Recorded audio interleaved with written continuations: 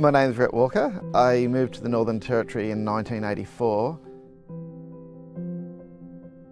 My family used to make movies and we travelled around on a yacht through the Pacific Islands for 5 years. We made quite a lot of money out of a film, Stormbreaker, about our family on the yacht. Nathan River Station came up for sale and so my parents bought the property.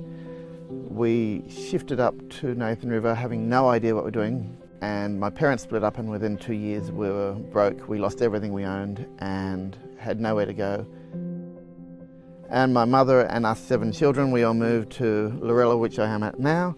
We didn't have any money, so we lived off the land. We lived under a truck tarpaulin in the bush through the wet season, and we managed just to survive. Through that process, we learnt to love the land, and so I think it was about 1986 when we moved to Lorella, and we've been here on and off ever since. Living on the yacht, we spent a lot of time living with the native people in the island, so it taught us already to appreciate the land and the water. And then when I moved to the Northern Territory, it was this great big national park of life, and it was so exciting to me, and it sort of taught me to start appreciating what is there. And I can tell you over 35 years I've watched life disappear, but I'm very much trying to turn Lorella into a great big wilderness sanctuary. Lorella Springs, it's 1 million acres, so to put that in perspective, it's 4,000 square kilometres. It's huge, it's bigger than many countries in the world. There's about 30 kilometres of coastline on Lorella.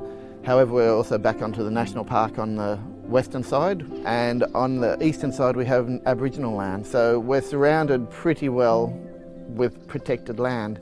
There's probably 100 kilometres or more of untouched coastline off the end of Lorella. It is beautiful. I have never bothered to count how many estuaries and creeks we do actually have along our coastline. There's lots of mangrove and many habitats for all types of animal life.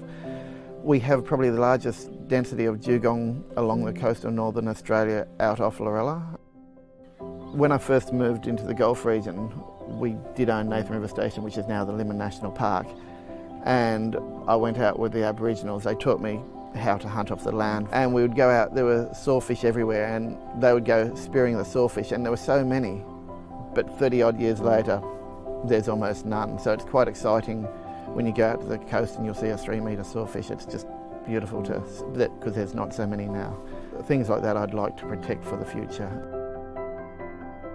I very much think that Lorella does become a reminder to the connection of nature, but I do also believe that I think people are sort of losing the importance of what nature does actually have for them. I think if it wasn't for nature, we won't be here, and gradually we are destroying nature.